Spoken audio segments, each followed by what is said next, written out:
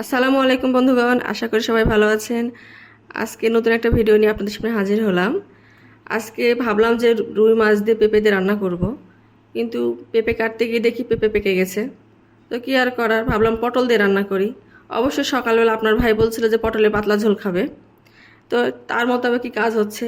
আমার পছন্দের হলো না, আমি ভাবছিলাম পেঁপে দিয়ে রান্না করব, আর আপনার ভাই বলছে পটল দিয়ে খাবো। তো যাই হোক, আমি মাছটা মাখিয়ে নিলাম। মাখার পরে ভাজবো। তো আপনার ভাইয়া বলছে যে কড়াইটা দিও না, মানুষ হাসবে। তো হাসবে কেন, আমি এই কড়াইটা প্রায় 6-7 বছর থেকে ইউজ করছি। তো কড়াইটা তেলে তেলে পেকে গেছে, পেকে কালো কোনো কালো কুচকুচে হয়ে গেছে, সমস্যা কি? দেখে মনে হচ্ছে লোহার কড়াই, কিন্তু আসলে লোহার কড়াই না, এটা কাস্টনের কড়াই। তেলে পেকে পেকে এরকম কালো কুচকুচে লোহার মতো হয়ে গেছে, লোহার মতো হয়ে গেছে। তো আমি মাছ ভাজতে শুরু করেছি। আর এর ফাঁকে বলে নিই, আমি কিন্তু পাকা পেঁপেটা কিন্তু ভর্তা করার জন্য ভাতে দিয়েছি, আর কিছু অংশ রেখে দিয়েছি।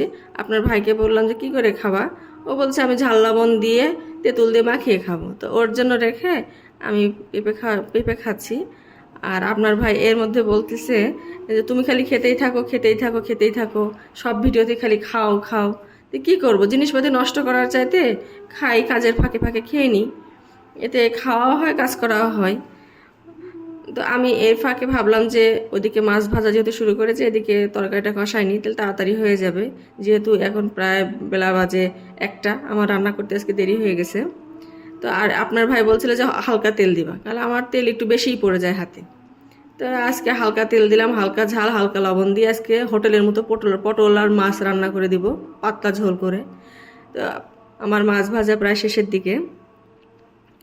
আর আমি এর ফাঁকে আদা রসুন বাটা হলুদ মরিচ একসাথে নিচ্ছিলাম, যাতে এইগুলো আগে কষায় নিব, পটলটা পরে দিব।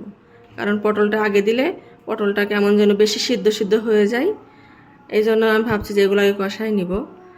আর এর ফাঁকে আমি পেঁপেও খাচ্ছিলাম, কাজও করছিলাম। তো এটা হচ্ছে ঝুড়ি। আপনার আপনার ভাই এটা দেখে বলছে এটা কবে নিলা? তো আমি গত 2 দিন আগে বাজারে গেছিলাম, বাজারে যেয়ে দেখলাম যে এক বৃদ্ধ চাচা এটা বিক্রি করছে। তো ভাবলাম যে আমার পছন্দ হয়েছে, চাচারা 2 টাকা ইনকাম হবে, নিয়ে আসলাম। আসলে ওখানে শখের জিনিস বলে কথা, অনেক সময় দেখা যায় 2 টাকার জিনিসও শখের হয়ে যায়। আর ঝুড়িটা নিলাম, অনেক সময় ফল টল বা অন্য কিছু রাখা যাবে।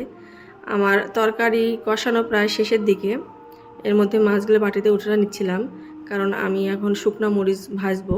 শুকনো মরিচ আপনার ভাই ভাত দিয়ে খেতে পছন্দ করে, আর পেঁপে যেহেতু ভাতে দিয়েছি, শুকনো মরিচ দিয়ে ভর্তা করব, এই জন্য কয়েকটা শুকনো মরিচ ভেজে নিলাম। আর এর মধ্যে আমার তরকারি কষানো প্রায় শেষ, আর মাছ আমি দিয়ে দিব। তো ভাবছি যে কিছু হাঁড়ি পাতিল আছে, ওগুলো মেজে নিই, কারণ এর ফাঁকে ফাঁকে কাজ হয়ে যাবে। তো এটা দেখতেই পাচ্ছেন, মাছ দিয়ে দিলাম। এখন আমি ঝোল দিয়ে দিব। ঝোল দেওয়ার সময় আপনার ভাই বলছিল একটু বেশি করে ঝোল দাও, এই ঝোলে হবে না, একটু পাতলা ঝোল করবা। তো আর একটু পানি দিয়ে দিলাম, দিয়ে দেখি বরফ ওঠা পর্যন্ত দেরি করব। তো আমার তরকারি প্রায় মোটামুটি শেষের দিকে। আমি ঝাল লবণটা দেখে নিচ্ছিলাম যে ঝাল লবণ ঠিক আছে কি না। না, ঝাল লবণ হালকা ঝাল লবণ আছে। এর মধ্যে আমি জিরা গুঁড়া দিলাম, জিরা গুঁড়া না দিলে আবার তরকারি আমার খেতে ভালো লাগে না। তো এই যে দেখতেই পাচ্ছেন আমার তরকারি শেষের দিকে। ধন্যবাদ, সবাই ভালো থাকবেন।